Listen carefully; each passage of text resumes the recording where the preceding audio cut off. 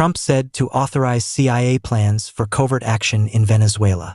Welcome back to the Patriot Rising YouTube channel. We are the resistance. Do me a solid and subscribe to the channel, ring that bell, and share out our videos to everyone you know.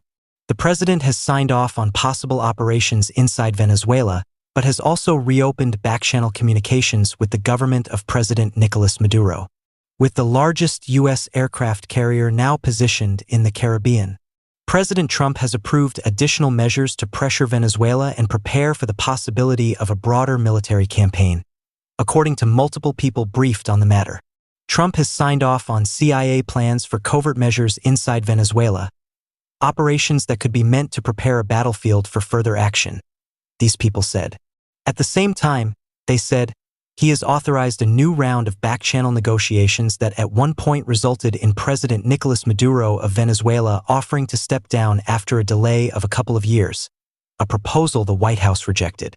It is not clear what the covert actions might be or when any of them might be carried out. Trump has not yet authorized combat forces on the ground in Venezuela, so the next phase of the administration's escalating pressure campaign on the Maduro government could be sabotage or some sort of cyber, psychological, or information operations. The president has not made a decision about the broader course of action to pursue in Venezuela, nor publicly articulated his ultimate goal beyond stemming the flow of drugs from the region. And military and CIA planners have prepared multiple options for different contingencies. Military planners have prepared lists of potential drug facilities that could be struck. The Pentagon is also planning for strikes on military units close to Maduro. President Trump held 2 meetings in the White House Situation Room last week to discuss Venezuela and review options with his senior advisors. Any covert action by the CIA would probably come before such military strikes. Both the White House and the CIA declined to comment on Mr. Trump's order. Even as President Trump has told the CIA to prepare multiple possible secret operations inside Venezuela, he has also opened up back-channel negotiations with Mr. Maduro after cutting off such talks last month for a brief time, people briefed on the matter said. In those informal talks, Mr. Maduro has signaled a willingness to offer access to his country's oil wealth to American energy companies. Trump acknowledged those talks in a fashion on Sunday. We may be having some discussions with Maduro, and we'll see how that turns out, Trump said. While Trump emphasizes Venezuela's role in the drug trade or illegal immigration when he discusses the issue in public, he has discussed in private the country's huge oil reserves and American companies gaining access to them. Venezuelan officials have told Americans that Maduro might be willing to step down after a transition of 2 to 3 years, according to the people briefed on the matter. Any delay in Mr. Maduro's giving up power is a non-starter with the White House. But despite the apparent impasse, the back-channel negotiations show that a diplomatic solution is still possible.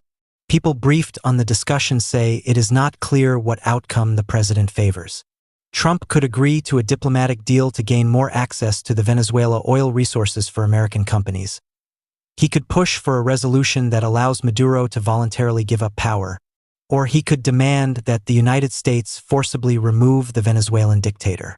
Called Operation Southern Spear, the massive buildup of American naval forces in the Caribbean is the largest since the Cuban Missile Crisis and the blockade of Cuba in 1962. The carrier Gerald R.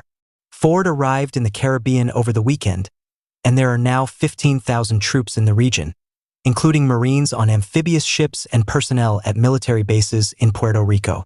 But the military buildup is only the most obvious of a multifaceted pressure campaign. The State Department has announced that, effective November 24th, it will designate Cartel de los Soles a terrorist organization. While Cartel de los Soles is not a cartel in the traditional sense, it is a way for the Trump administration to label a broad swath of Maduro's government a terrorism organization, potentially paving the way for military action but also pressuring the government. President Trump's public comments in recent days have reflected the uncertainty over the endgame, even as he increases the pressure. Mr. Trump said on Monday that he had not ruled out ground forces going into Venezuela and held out the possibility of direct negotiations with Maduro. "I don't rule out anything," Trump said. "We just have to take care of Venezuela." The United States has launched 21 known strikes on boats that the administration says were smuggling drugs, killing at least 83 people. Mr. Trump has said ample intelligence justifies the strikes, but administration officials have not provided detailed evidence of the cargo the boats were carrying. Those strikes have been conducted without congressional authorization, prompting criticism from legal experts and Democrats in Congress that the administration is intentionally targeting civilians who may be suspected of crimes but are not combatants. President Trump, at least after the first strikes in October, said the United States had targeted fentanyl, a deadly synthetic opioid that has caused tens of thousands of overdose deaths. But military officials, in closed-door meetings with Congress, have acknowledged that the boats are carrying cocaine, not fentanyl. Ladies and gentlemen, our government is lying to us.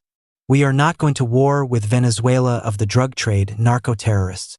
The American government is going after a regime change and the resources of Venezuela.